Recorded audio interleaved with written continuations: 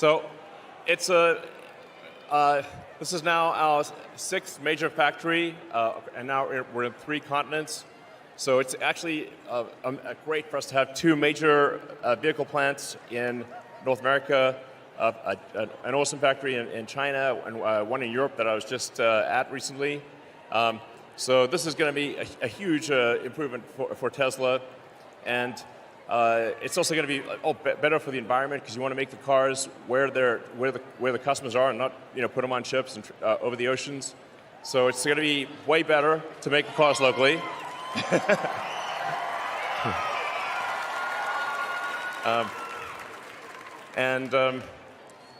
We're really entering a new phase of Tesla's future with 6 giant factories around the world.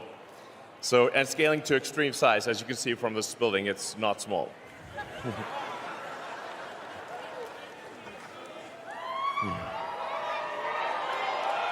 So,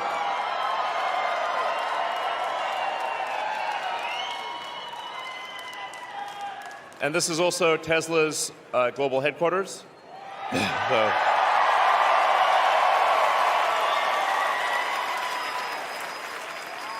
So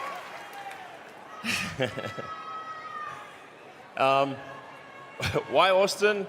Well, I asked the Tesla team because California's great, and we're continuing to expand in California, but we ran out of room, and so we need a place where we can be really big, and there's no place like Texas.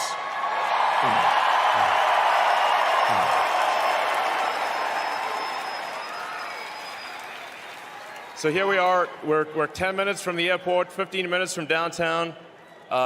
Great central logistics hub. We got access to awesome talent. Thank you, Austin. Thank you, Travis County.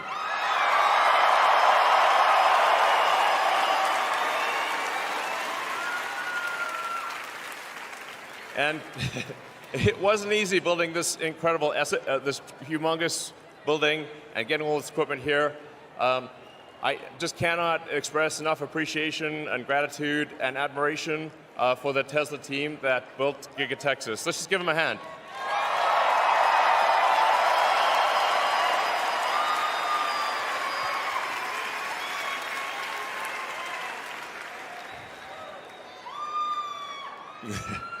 We went through deep freeze, rain, quicksand, incredibly fast build. It was very difficult, but it's done. I want to give you a sense of the size of this thing. It's not small, as said.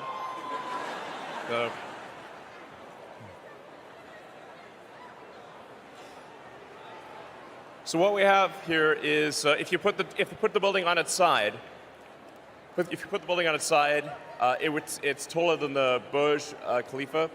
That's to scale. It's 80 feet tall. It's equivalent to 3 pentagons. So when a building is measured in units of pentagon, it's quite large. This is the largest factory building in the world by volume. So yeah.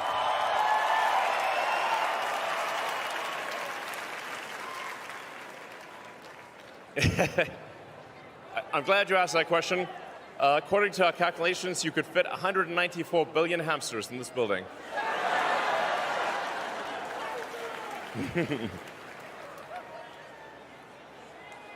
This is the machine that builds the machine, and it's the latest version of the machine that builds the machine. So I've said it before, but the factory is the product. Prototypes.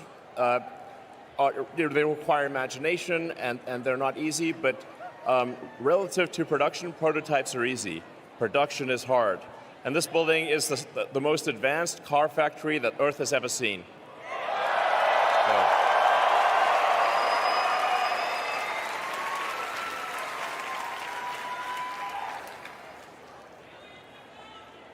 Alien technology. This is exactly. A factory is advanced if it feels like an alien dreadnought landed. So, the team's doing great work in Fremont, California, but we took a lot of lessons learned from that, where the buildings were all separate. There's a lot of movement between the buildings, and the thing that we thought makes sense is to really think of it like a chip, like an integrated circuit. Combine everything together in one package, and now this is what you get.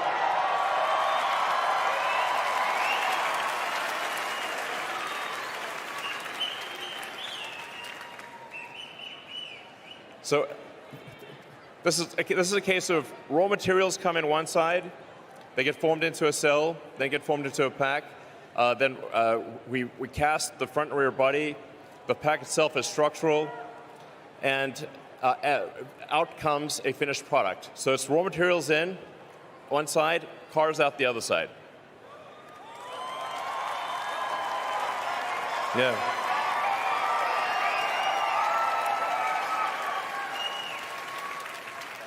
So we're building our own battery cells.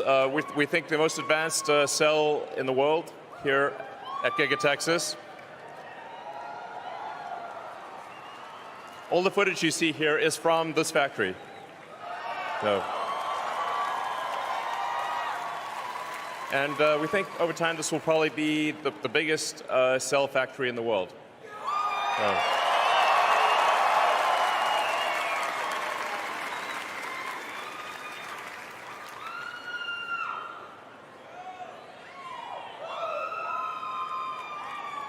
And then another major innovation is structural pack. So we're basically bringing to fruition the things that we said we would do. We said we'd basically make the car out of three major pieces: a rear body casting, a structural pack where the cells themselves carry load, just like modern airplanes, where the wing is a fuel tank in wing shape. With the new Model Y architecture, the cells themselves carry load. And that results in a car that is lighter, a small number of parts, costs less, and improves the crash performance. So it's a safety advantage too.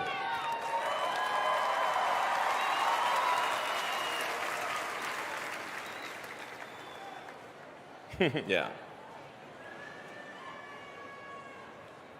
I don't know if this works. So, all right. As I was saying, it's a revolution in car manufacturing to basically make a car out of three major parts: a cast rear, a structural pack, and a cast front.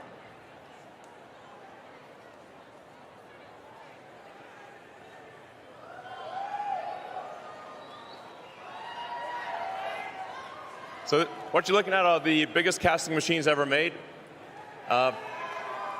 And it's kind of a crazy thing to make a car this way. It's never been done before. When we were trying to figure this out, there were 6 major casting manufacturers in the world. We called 6. 5 said no, 1 said maybe. I was like, that sounds like a yes. So with a lot of effort and great ideas from the team, we've made the world's biggest casting machine work very efficiently to create and radically simplify the manufacturing of the car. So, as I was saying, raw materials in, bunch of stuff happens, car out. So.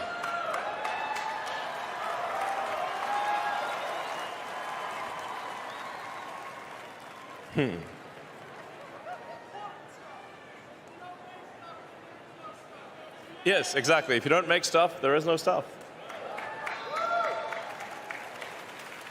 And we're aiming, just with the Model Y program alone, to get to 500,000 units a year.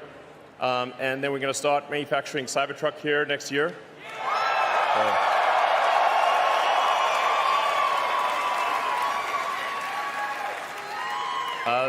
The Model Y line will be the highest capacity line, I think, of any line in the world. In fact, I'm confident it will be. 500,000 units a year in a single factory of one product is the biggest of anything in the world.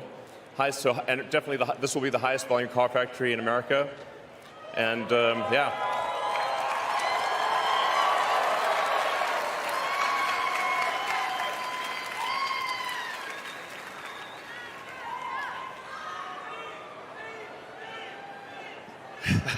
So Cybertruck always looks like CGI in real life, but that is not CGI. That is an actual Cybertruck driving around. So I can't wait to have this baby in production. It's going to be epic. So.